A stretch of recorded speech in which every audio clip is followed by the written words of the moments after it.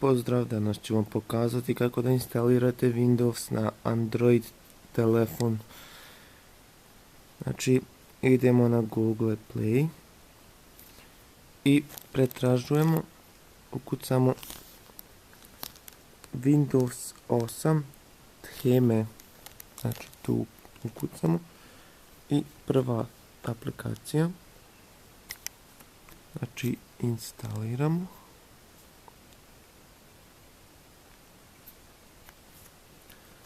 Sad čekat ćemo se instalira. Ovdje imamo slike, imamo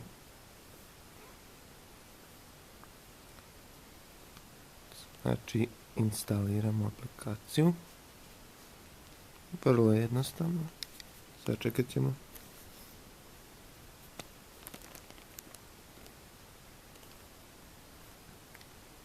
Znači aplikacija može na bilo koji telefon sa Android operativnim sistemom.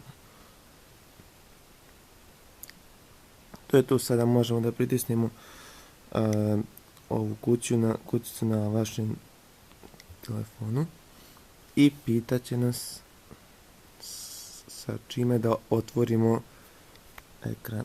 Evo, to ne vidi dobro, evo, launcher, znači launcher 8 ili ovaj standardni. Vi birate launcher 8 i sad čekamo. I evo ga, znači instalirali smo Windows 8 na Android uređaju. Kako izgleda, vidite. Znači standardni Windows Phone. Znači ta slika se tu pokreće kao i na Windows Phone. Tu kontakti također. Aplikacije gledamo tako što ćemo ekran samo prevući ovamo i tu izlistava sve naše aplikacije. Evo, možete da vidite. Znači tu su aplikacije. Što se tiče, vrlo je brza aplikacija.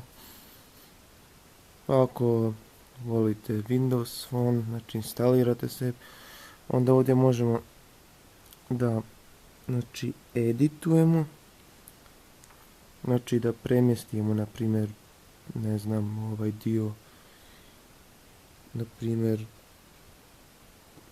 šta znam, znači da premještate. Ili ovdje, znači, možemo temu, znači možemo da stavimo boju na početnom ekranu, na primjer, zelena. Evo vidite sad zeleno. Onda imamo tu razne, na primjer, kako da piše ovaj system, wallpaper, status bar možete da stavite, vidite, standardni. Ili, sad se ne vidi, Windows 8, znači bar, onda uključujete ovdje tu opcije. Znači, dobijate ovaj status bar gore drugačiji nego na Androidu. Znači, vi njega spustite, znači bude standard. No, tu imate look screen, znači možete da birate da li će da bude od launchera ovog 8, znači taj look screen, ili